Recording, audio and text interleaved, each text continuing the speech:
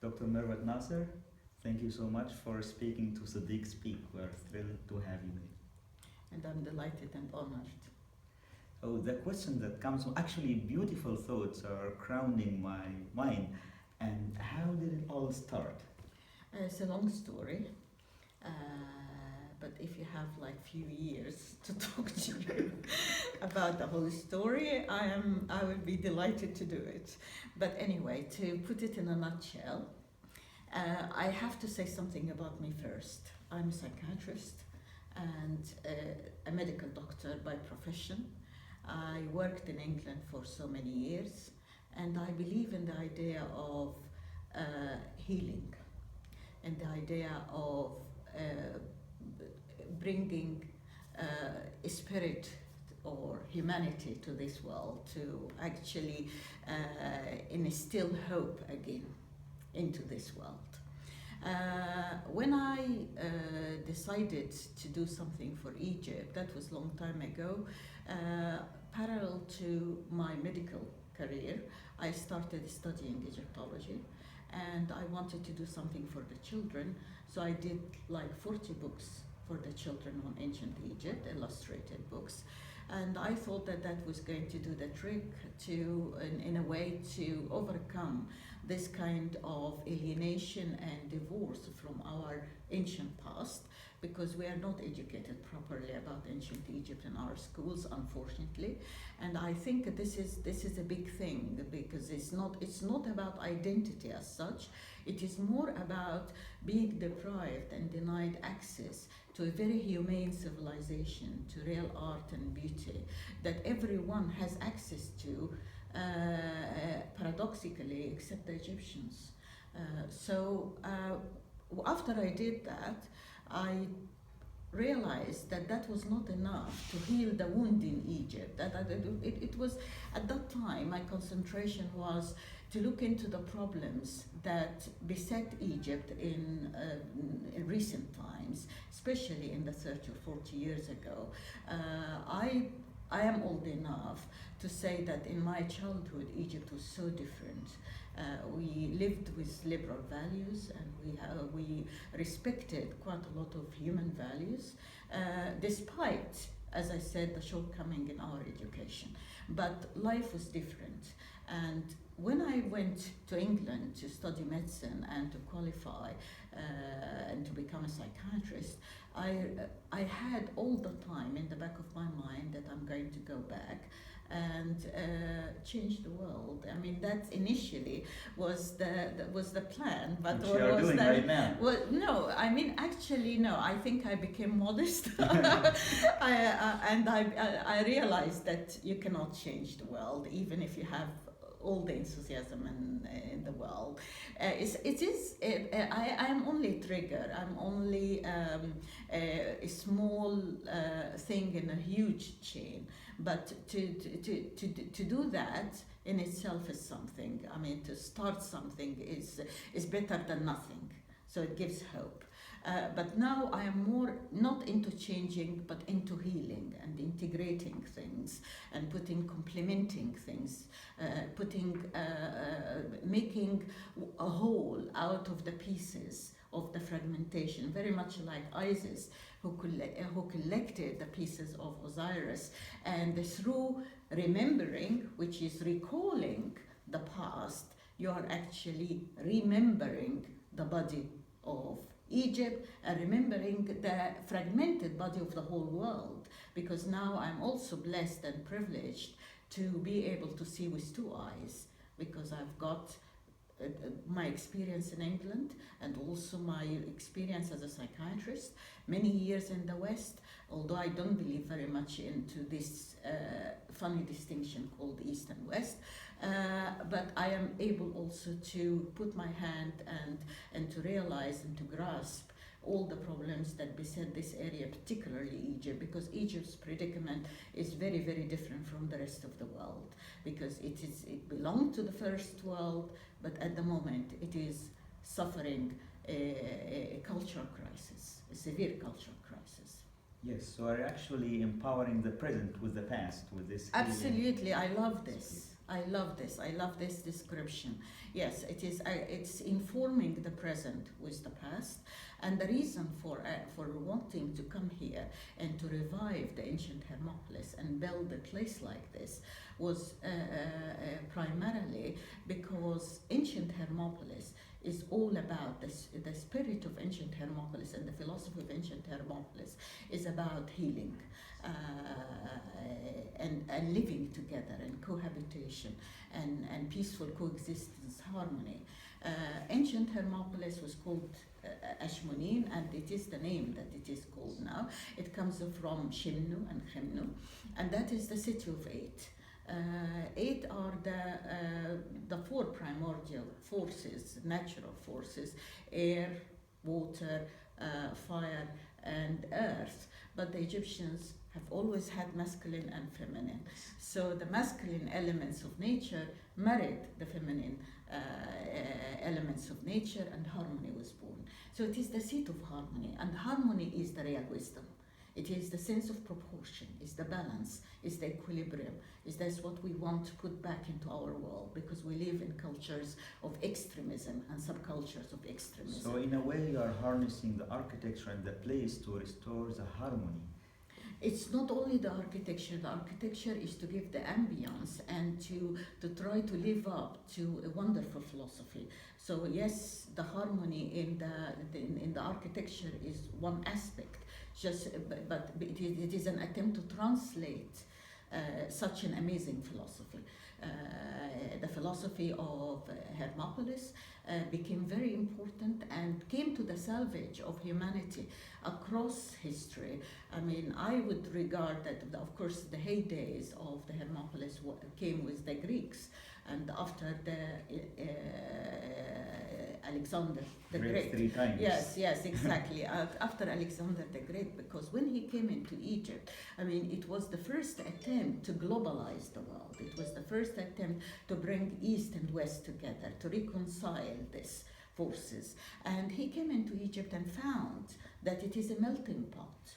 It has got different races, different creeds, different ideas, and they are harmoniously living together, not homogeneously, but harmoniously living together, and that actually that is the reason why the Greeks gave great importance to this part of Egypt, because it was like a place that generated ideas by which people can live. And it's a Hermopolis magna too. Yeah. It is. Well, it's because we have a minor Hermopolis in the delta, but it is the Hermopolis magna. It is the city of Hermes. Hermes is the equivalent of Thoth, because with the Greeks came this notion of the equivalent, that God is one but also multiple. There are multiple expressions of the one, and the multiple is one. So one is all and all is one. The multiplicity of approaches. Yeah, and exactly. And that is the idea of producing an equivalent that, say, Osiris will be Dionysius, Hermes will be Thoth, Isis will be Athena, or whoever. I mean, whatever you do, all these things. And then it became after that, I mean, Hathor, of course, Aphrodite, and with the Romans it became very much again the same thing. So this idea of the equivalence, that my expression, my body of thought produce something like Osiris and Isis, and yet there are others who are similar to them and have their own function. And these are all expressions of a bigger deity, of a bigger universe, because the universe is the one. And the one is exhibited in this multiplicity. It is that order, that cosmos. Exactly, that cosmos. And the idea of the cosmic city, because the Greeks, when they came into Egypt, actually the word barbarians and the strange and the foreigners is Greek. The Egyptians never really had any kind of xenophobic tendencies. Yeah, it's our scholarly, so-called scholarly position. Exactly. I mean, in some ways, Egypt's contribution to the world or to humanity is the acceptance. Is the idea of acceptance and the idea of cohabitation, because for them Egypt was the mirror of the world. Yes. was the mirror of heaven. It Indeed. was and man was also the deputy of God. His role on earth is to cultivate, to garden this earth, to make everything beautiful. Then you have So what is above, the confluence of ideas. yeah, what is The above is so syncretism. below. Exactly. That is, what is above is so below, and what is below is above, and what is inside is outside. Is this reciprocity that you actually find in everything? And merging in a harmless, harmonious fashion. But if I may take you back to the beginning, to the Genesis again, was it always on your mind, in your mind's eye, to start a place like this? Or at what point? Yes, it was. In fact, people are surprised about how I plan my life, even as a child. Ah, Yeah, but that's again a long story. I mean, I knew I was going to be a psychiatrist when I was 40 years old. So that's another story. But when my father was a surgeon, was a doctor, and when I was a secondary school girl, I really wanted to study literature and philosophy and poetry. I'm very fond of all these things. So I wanted to change, but of course, he had great hopes of me and great expectations. And on one hand, that was very good, but on the other hand, that was very demanding. And I had to reconcile that because also I have a rebellious streak in me all along. I am a bit of a maverick, so I had to actually. DNA of Akhenaten. Yeah. No, Akhenaten was not rebelling. He was Enough. actually Not this. no. He was not rebelling. He had a complex about his father. Freud, the Oedipus complex came from Akhenaten anyway, and that's not his son. But I never had. I mean, my father is really my real guru. I mean, he's my real spirit inside, because I identify so strongly with him. But I rebelled against so much of him, and that's why I am a law-abiding citizen. I love law, I love conformity in certain ways. I never go against the law, but simply because my father was such an authority figure, and I actually, despite my rebelling, I had to rebel within boundaries. And I had to all the time to love him and accept him. And even after the teen period of my life, when I rejected him or rejected the authority, I reconciled with him after that, which is really, maturationally, is the way it should So be. you would have been more in favor of Ammon rather than Aten. Neither really. I am in favor of, as I said, a universal force that expresses itself in many forms and guises, and I believe that in every journey, in your growing journey, you have to go through rebellion. It is very, very important to actually establish your own self and to establish your own boundaries, but also who are the people that triggered the growth in you. And my father definitely triggered the growth in me. I hated the fact that he knew better than me. I mean, it was that actually, even when I started learning English, I mean, I wouldn't go and ask him about the meaning of a word or something. I learned how to find that through the dictionary, but because I envied him for knowing. And I think this is in itself, again, my father taught me that knowledge is power. And ancient Egyptians had knowledge as power because they were the first to connect light with enlightenment. And light was God, was the universal force, was also the pharaoh and the king. And they had everything with the sun or the solar light trapped in it. You had it in stones, in stone architecture. You had it, of course, in the obelisks and the pyramids and everything.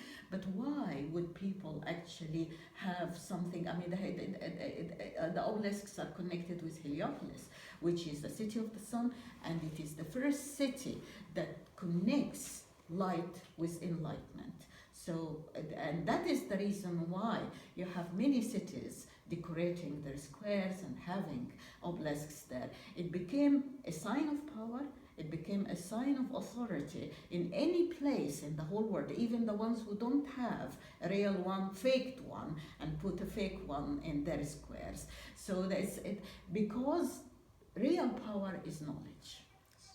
So here we have an amalgamation of Hermopolitan and Heliopolitan philosophies coming Yeah, together. because I think it is a continuation. The Egyptians never had chasm, exactly. like, there is, or and they don't dichotomy. have a chasm. There is no dichotomy. It Is a continuum. Even with the story of creation, the Heliopolitan one and the Hermopolitan one, each one of them is philosophical enough, is full of dimensions that will give you amazing connected and connected, and everyone serves a purpose, so they complement each other. But I am fond of the Hermopolitan one, more because of this idea of the harmonious becoming, this kind of harmony, that you have to work towards harmony, which is of course the principle, the philosophical principle of might. So that's which I see you have magnificently translated into the architecture. And how, when we move from the theory to the practice, how did you accomplish the architecture? You're becoming your own Imhotep. Well, I mean, he is obviously, if there is an idol, although I like the idea of, I don't like idols, and I actually like the expression of a thinking trigger or a mental trigger. Or an intellectual contemporary. Exactly, I love this very much. This is a very nice expression to an intellectual contemporary. Yes, I love that. Imhotep is definitely, because when I started learning about ancient Egypt and studying Egyptology, I was very much involved with my medical career at that time, and doing the membership of the Royal College of Psychiatrists, and of course I had exams, and I was working very hard. The only way to actually get access to ancient Egypt was through a diploma that the British Medical Association was doing on Saturdays, and it was in the history of medicine.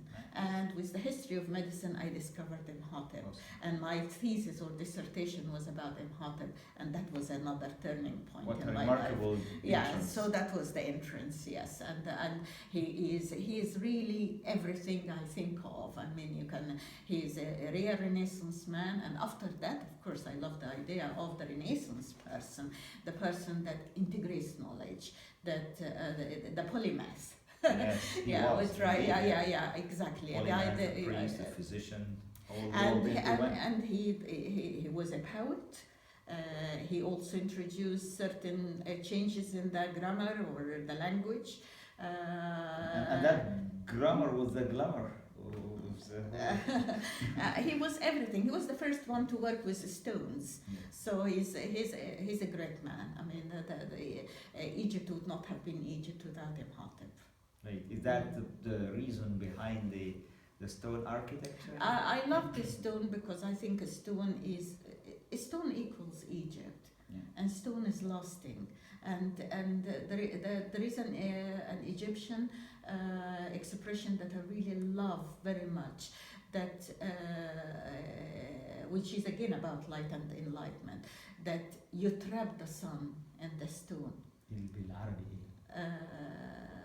I actually knew it in English, but it actually means in Arabic. It means تستاذل الشمس في الحجر. Allah. It's beautiful. It's beautiful expression, and that denoted creativity. Splendid. So when the metaphor for creativity is you trap the sunlight into stone. Amazing. Yeah. So it's an expression that in some ways it changed my life. And also the other thing about the Hermopolitan and indeed the Egyptian philosophy is that you are never a finished project. being and becoming are one and the same thing. Yes, there is a continuous becoming. There is a khibri every day, every morning. Yes, there is a becoming every morning, and that is actually the beauty of it. So you can remake yourself and life and death happens every day. So in some ways it is, but you always have an opportunity. So it is not pessimistic, although I love the Stoic philosophy very much, but I love the Hermetic philosophy more because it has got hope in it.